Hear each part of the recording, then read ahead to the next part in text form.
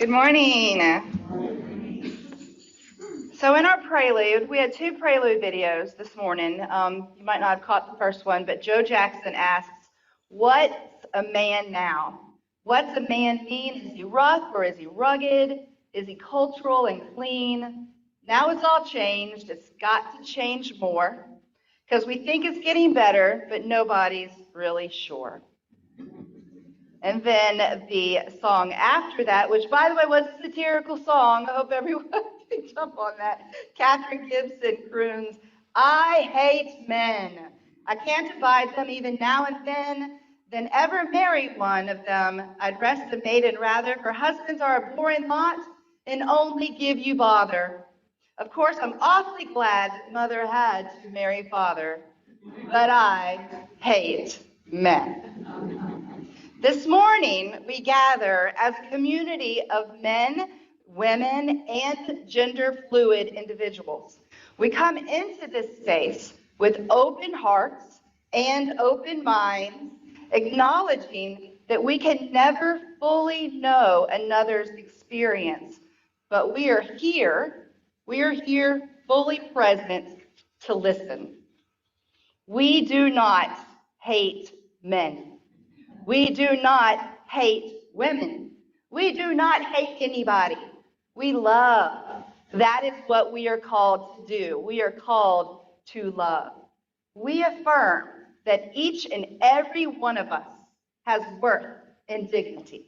We affirm that each and every one of us deserves fair treatment, that each and every one of us should be given the same opportunities, and that each and every one is loved.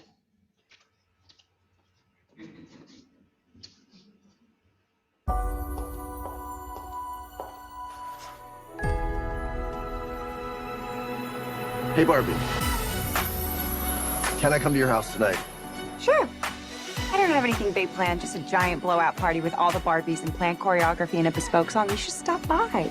So cool. You can find me under the lights, diamonds under my eyes. This is the best day ever. It is the best day ever. So is yesterday, and so is tomorrow, and every day from now until forever. Do you guys ever think about dying?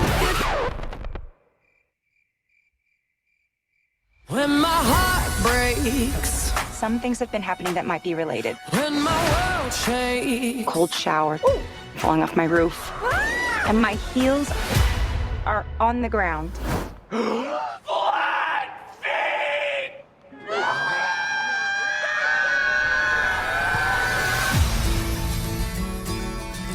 What do I have to do? You have to go. To the real world. You can go back to your regular life, or you can know the truth about the universe. The choice is now yours. The first one, the high heel. You have to want to know, okay? Do it again. Closer I am fine. Closer I am fine. I'm coming with you. Okay.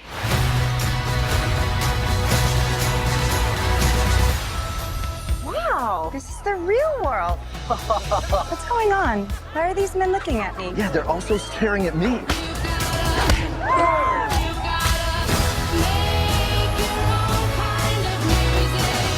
Barbie in the real world. That's impossible. If this got out, this could mean extremely weird things for our world. This would be catastrophic! We haven't played with Barbie since we were like 5 years old. Oh.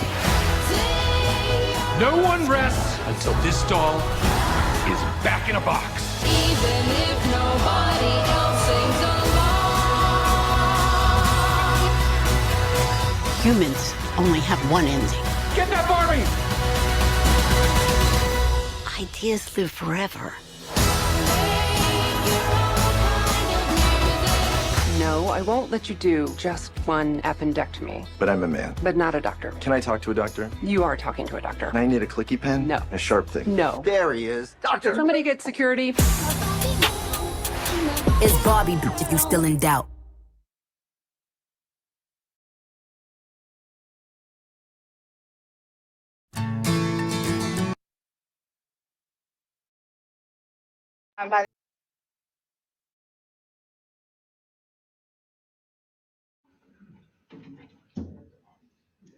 Life is life is a journey. Life is a journey, and our experiences shape who we are. That's essentially what Closer to Fine is all about. This past week, as I discussed the Barbie movie on social media and with my friends and my family, I realized that listening to another's life experience, especially experiences that seem unrelatable or painful or critical of our own experience, can be uncomfortable for some folks. I truly did not expect the emotions that surfaced in me as I watched this movie and then engaged with others about it. I mean, it's just a movie about a plastic doll, right? Spoiler alert, it's not just a movie about a plastic doll. And as I tell you more about it today, I will try not to reveal any other spoilers for those of you who have not seen it, because I want you to see it not knowing how it's going to unfold. When I was an adolescent, I mostly hung out with my brothers and their friends. We didn't have a lot of girls in our neighborhood, and my brothers and I are only, like, I was born in 75, my older brother was born in 74, my younger brother was born in 77, so we're all very close in age. So we spent our summers riding bikes, jumping fences. I wasn't great at jumping fences, but I figured it out, and swimming in the local pool. And sometimes the boys would play basketball in the driveway, but I didn't play basketball. I wasn't invited to play basketball.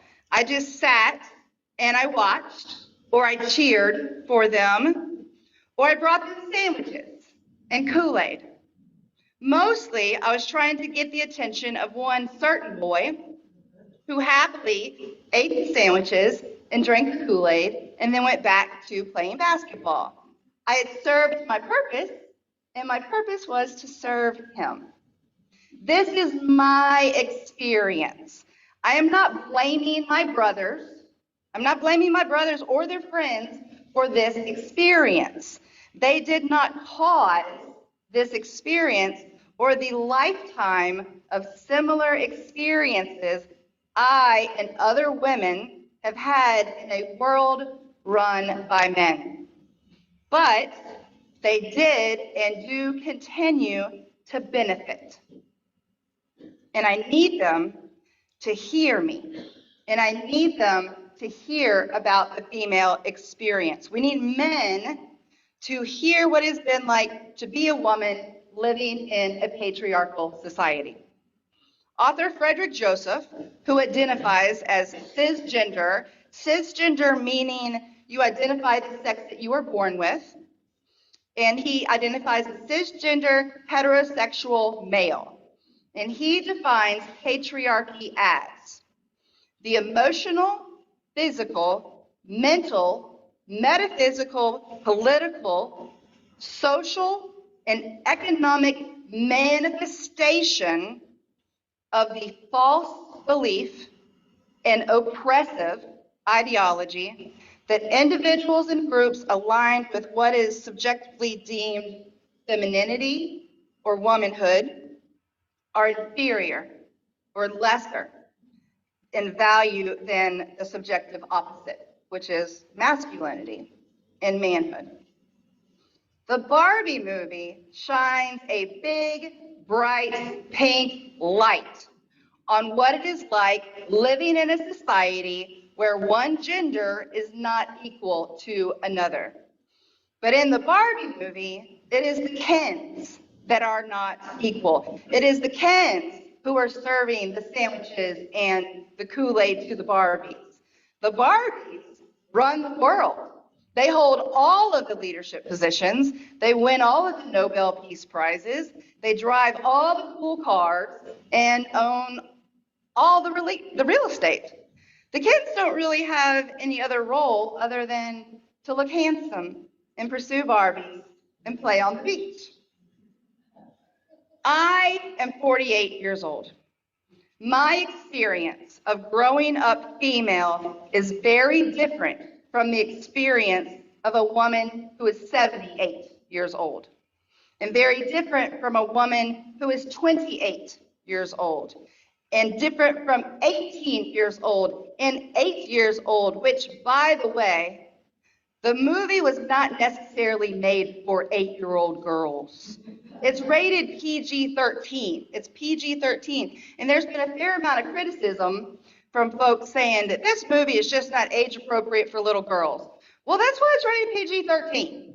I mean, just because Deadpool, I don't know if you know about Deadpool, is a movie about a Marvel superhero, it doesn't mean that it's appropriate for children, because Deadpool has over-the-top sex and violence in it and is rated R.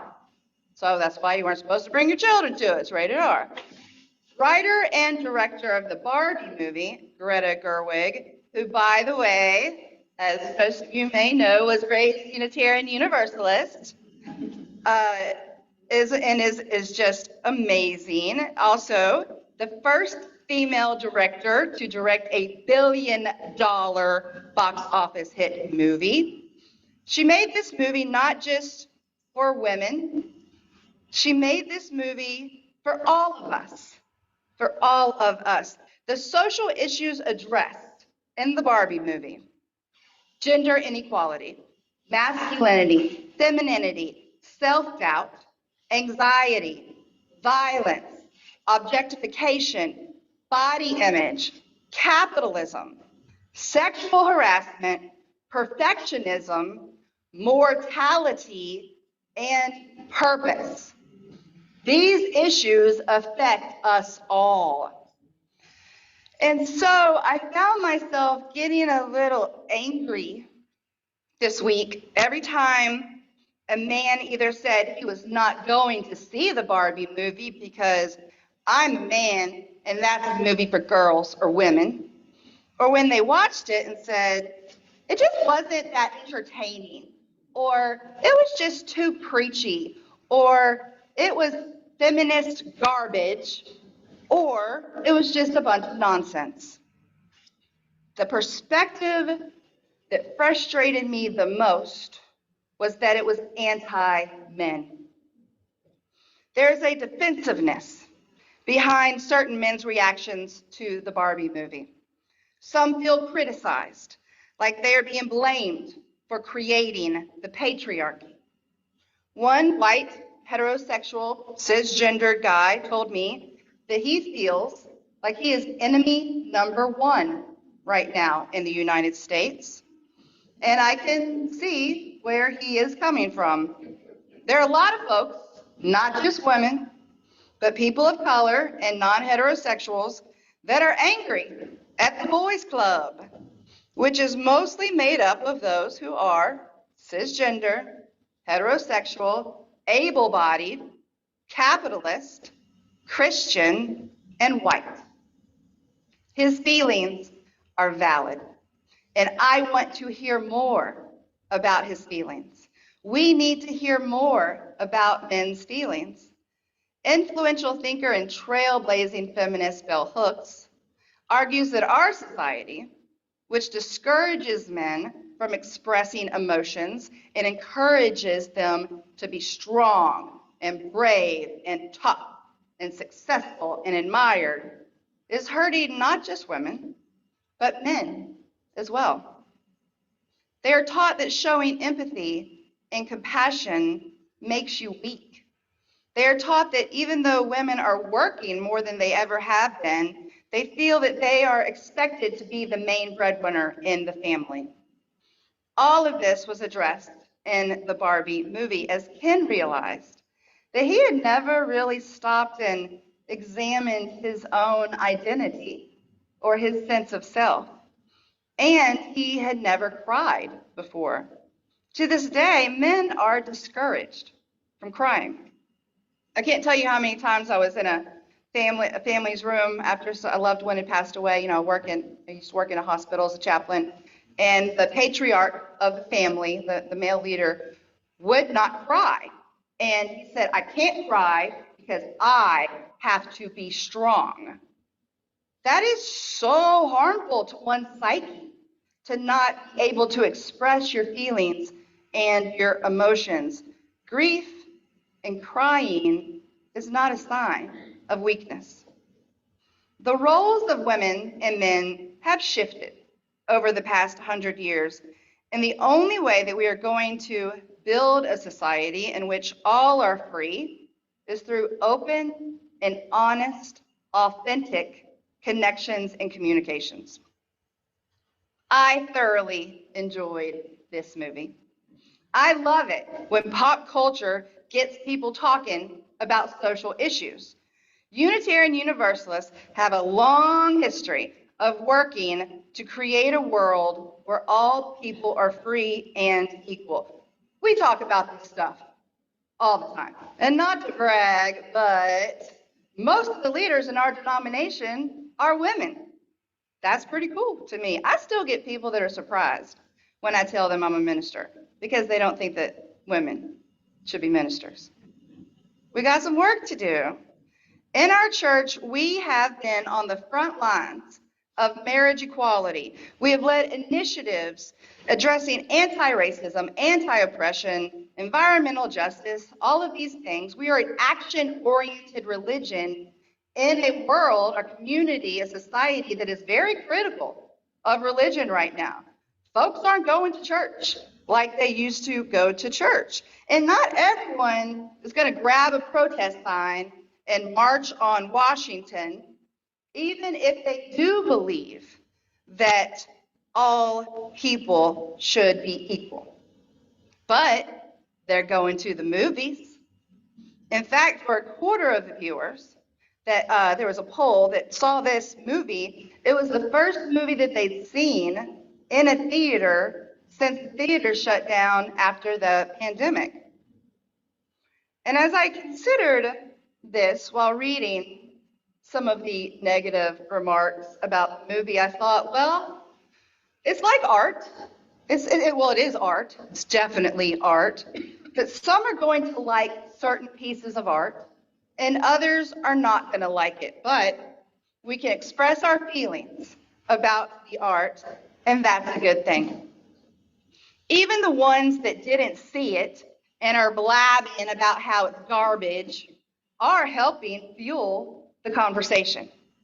And on Facebook, I was given the opportunity to respond to those who I would say are a little bit tone deaf in my comments in a thoughtful and compassionate way. I was very thoughtful and compassionate, which gave others, instead of just deleting their comment, I responded in not reactionary, but it gave others the space to also express their feelings. Not everyone is going to agree with my opinions. Shocking. Shocking. I know. But even those that are closed off to the messages of the Barbie movie and what it conveys are providing teachable moments. They themselves may not be learning jack diddly squat about what's happening, but others are. I'd like to share with you a few of the comments that I received, two in particular. This is from a girl dad. He has girls. So he says, I took my girls to see the movie and really enjoyed it. It wasn't surprising information for me, as my company has a Women in Technology group, of which several of my colleagues were on the leadership board. We've had long discussions over wings and beer about these topics, and it was eye-opening for me at the time, as I just didn't put the pieces of the puzzle together. The Barbie movie is an excellent way to bring it into story form and really is an empowering message for women and for my girls. Also, if men listen carefully to the narrative, it also talks about our own defining attributes and how lifting women up does not mean diminishing the roles of men. Folks threaten, he goes on to say, folks threatened over this movie and making a hissy fit over some perceived slight against their masculinity. It's just an expression of their own insecurities. And this is what I loved. I loved when he wrote this. Every wife and mother in there left that theater emboldened, heard, and encouraged. I could see it in their faces. I love that he wrote that because I know when I left the movie, that's how I felt. Another friend of mine, who's 43, wrote, I was so surprised by the plot depth and the messaging. America Ferrera's monologue recognized pieces and hardships in my life even I had never been able to put into words. My husband grabbed my hand for that part, and I love that he understood it, that he understood me just a little bit more. I feel safer, more seen, and better understood by this man that I've known and loved for years. It's kind of amazing that a scene in a movie can do that, but I'll take it. Him being receptive to the message of my experience as a woman, and him grasping the gravity of so many parts of that which he'll never experience, priceless, cathartic. After the movie, all the dudes in our group were kind of quiet. They really listened to each part that hit home for us girls while we talked about it. My guy friends hugged me a little harder that night when they parted, and it's really amazing to see anyone I care about make more room for someone else's experience, because that is growth. And that is what I want for all of us. Real men care about the experience of others and lean into it to build empathy. So if you've seen the movie, you know what my friend was referring to when she mentions America Ferrera's monologue. For many women, this was a very emotional scene, me included. In fact, I'm pretty sure I've said most of the things that she said, but Greta wrote it much more eloquently. It has to do with the unrealistic expectations put on women. Yes, the movie is a criticism of the patriarchy and how it harms both women and men.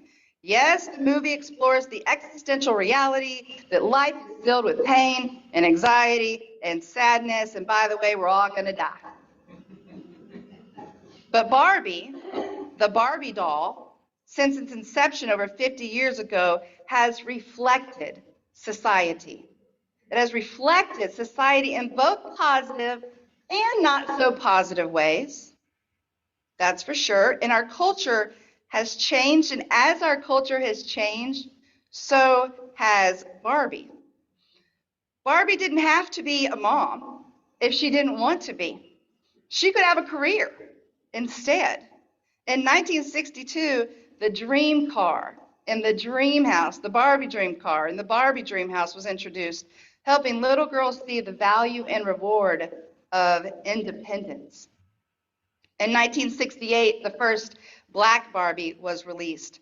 And finally, in the 80s, Barbies of a variety of skin colors hit the market. Initially, the careers Barbie had were flight attendant, nurse, and candy striper. Later on, astronaut, veterinarian, and rock star. 1991 gave us military Barbie.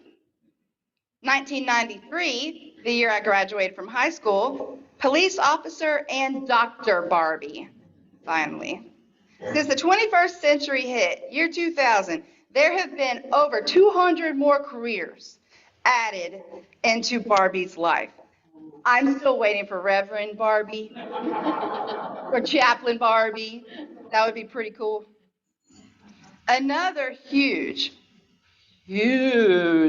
reflection on how society is changing is now Barbies come in all different body types. I bought this Barbie. I bought this Barbie yesterday. I didn't take it out of the packaging because I'll probably just, give it at Christmas to a little girl who needs this Barbie. This Barbie has hips. This Barbie has hips, and she has thighs, like real human thighs. And flat feet. She has, underneath you can't see it. So she's in a kayak, which I thought was super cool, because I love to go kayaking. I'm sure there's people here that also love to go kayaking here in Florida. And she has boots on. She has boots on. I was going to. Oh, yes. And then see the. There you go. All right, let's check it out. Okay, go. It's called Curvy Barbie, by the way. Curvy Barbie. And there's a whole line of them. There's a whole line of them. And honestly, they were out of most of them when I went shopping. So I didn't wear heels today. You'll notice I'm wearing my pink girly dress. I love it. Pink is my favorite color. Has always been my favorite color since I was little. But I am also wearing, I can't hold these up for the camera. Well, I could take my shoe off, but that would probably be rude. I'm wearing my Birkenstocks. See? Yes, I'm wearing my Birkenstocks, and I brought this. I thought about wearing these. This is the shoe. These are the shoes. Of course, I can only find one in true Katie fashion that I wore to my ordination. Y'all see that? They're cool, right? But I tell you, after wearing these, I was ordained at the U Church in Sarasota.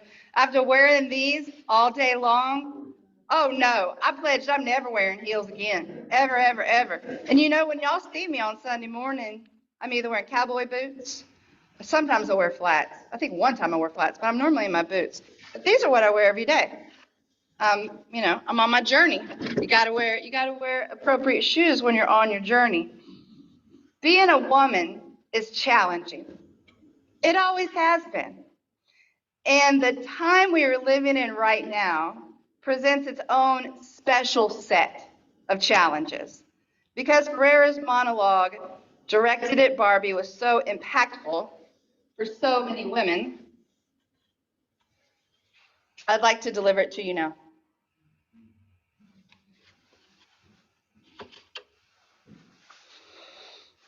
It is literally impossible to be a woman.